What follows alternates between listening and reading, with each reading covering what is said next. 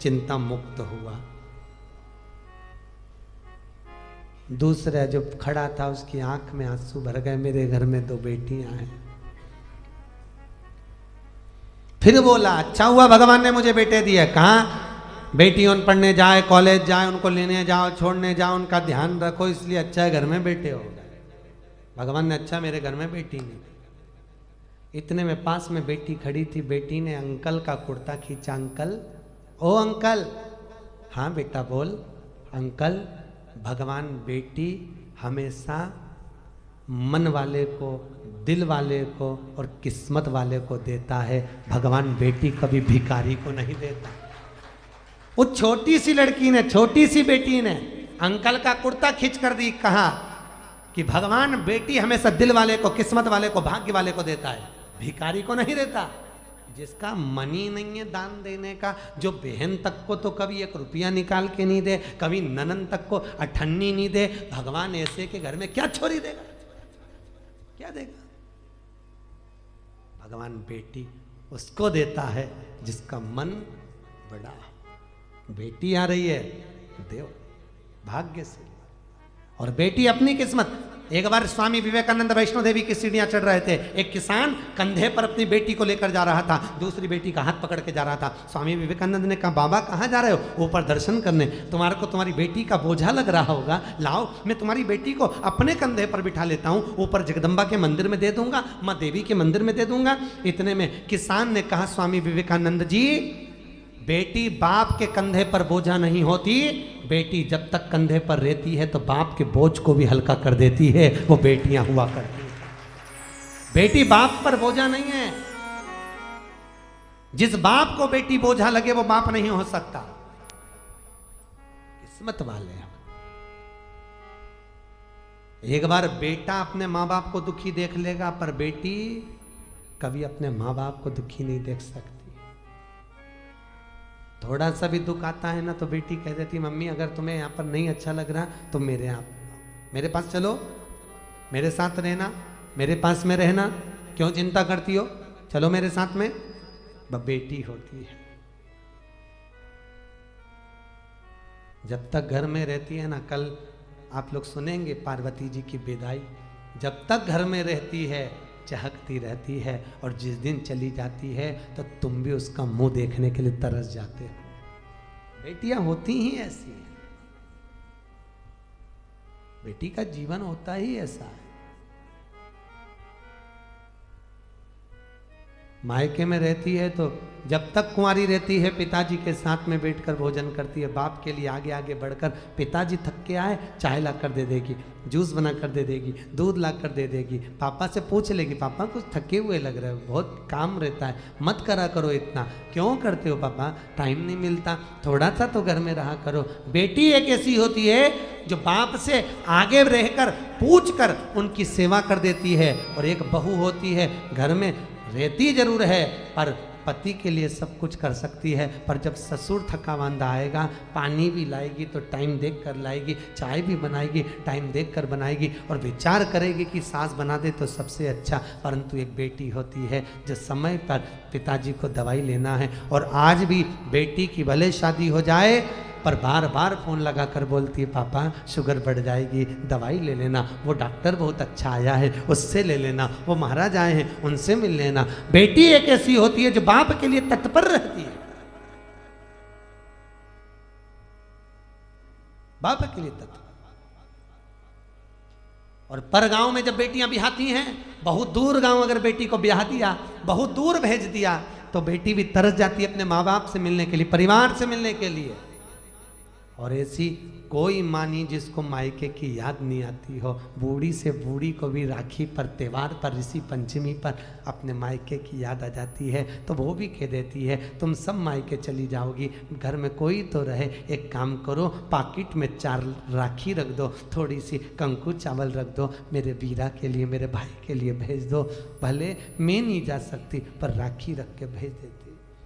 और एक माँ होती है कि बेटी के घर में कोई ना जाए ना और पूछ लेती है पड़ोसी से, अरे संक्रांति का त्योहार है, पंचमी का त्योहार है, सावन आ रहा है, तू जा रहा है क्या उस गांव तक? हाँ जा रहा हूँ। क्यों, क्या बात है? मेरी बेटी के थोड़ा सामान दे देना। तुरंत रात को बेसन सेक के लड्डू बना लिए, डब्बा में रख दिए, एक साड़ी रख दी, 2 बिछुड़ी रख दी, चूड़ी रख दी, और बेटी को जो अच्छा लगता हो, अगर हैदराबाद के बिस्कुट, मिक्सचर, सेव जो अच्छा लगे वो बांध कर पैकेट में रख दिया और झोला बांध कर दे दिया, ये मेरी बेटी को दे देना। कहना बहुत याद आती है लाडो, कभी तो आ जाया कर। बेटी को आवाज लगाकर बाप, पड़ोसी काका जब आवाज लगाता, लाडो ओ लाडो, बेटी दौड़ कर आती है, मेरे पास वाले अंकल आए हैं। क्या बात है अंकल? ये तेरी माँ ने भेजा है बेटा, तेरे पापा ने ला कर दिया था, ले।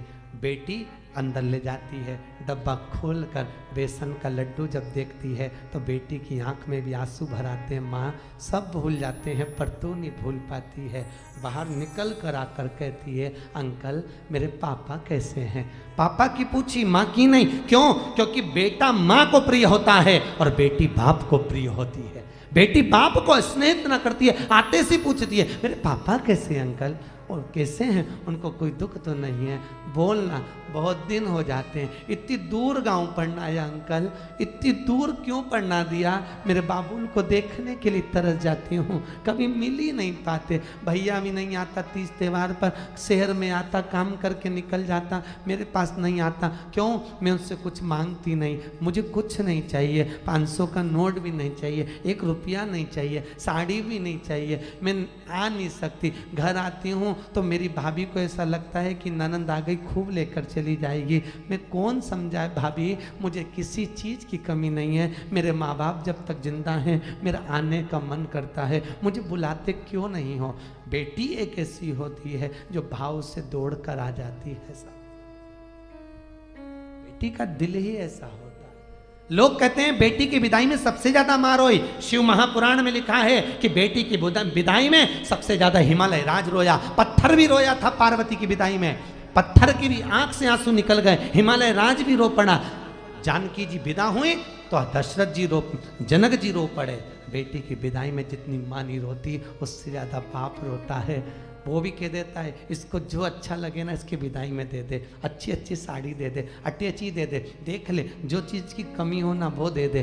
पर आगे आकर कभी भी बाप रोता हुआ नहीं दिखता। दरवाजे के पीछे बेटी जब विदा होती है पीछे खड़ा हो जाता है, जा रही है, मैं कैसे विदा करूँगा इसको आगे से आगे कॉलेज ले जाना, स्कूल ले जाना, दुकान बंद कर करके चले जाता, ट्यूशन छोड़ कर आता। आज वही बेटी चली जाए, कहाँ देखने को मिलती।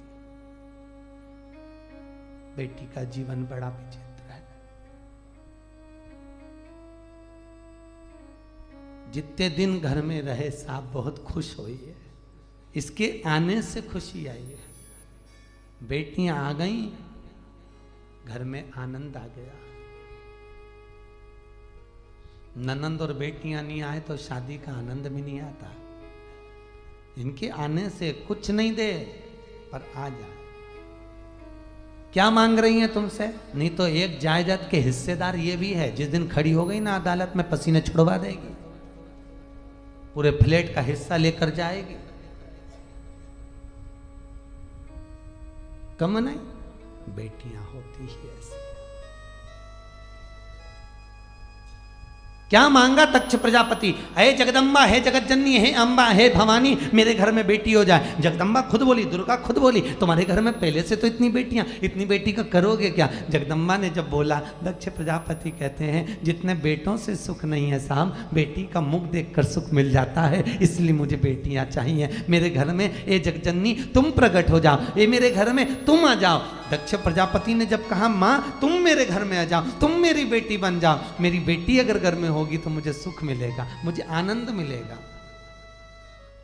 बेटी को कितना भी दुख होता है ना तो भी बाबुल से कहती नहीं है, पापा मेरे को दुख है। हमेशा जब भी आएगी प्रसन्न दिखेगी, घर में कितना भी दुख रहे तो भी आनंद में। बेटा कैसी है? पापा अच्छी हूँ। बाबुल अच्छी हूँ। कोई तकलीफ नहीं? बाबा ठीक हूँ। अकेले में रो लेगी पर कह नहीं पाएगी।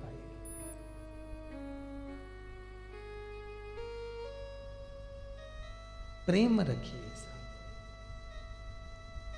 जितना रख सकते हो स्नेह रखिए। दूसरे घर की बेटियां अपने घर में आती हैं बहुत श्रद्धा लेकर, कितने अरमान लेकर आती हैं। सम्मान करिए। और बहुओं से भी निवेदन है, बेटियों से भी निवेदन है, घर के बुजुर्गों का सत्कार करिए।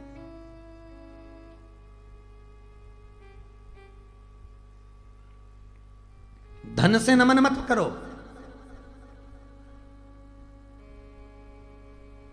माता पिता का, सास ससुर का पैसा नहीं चाहिए।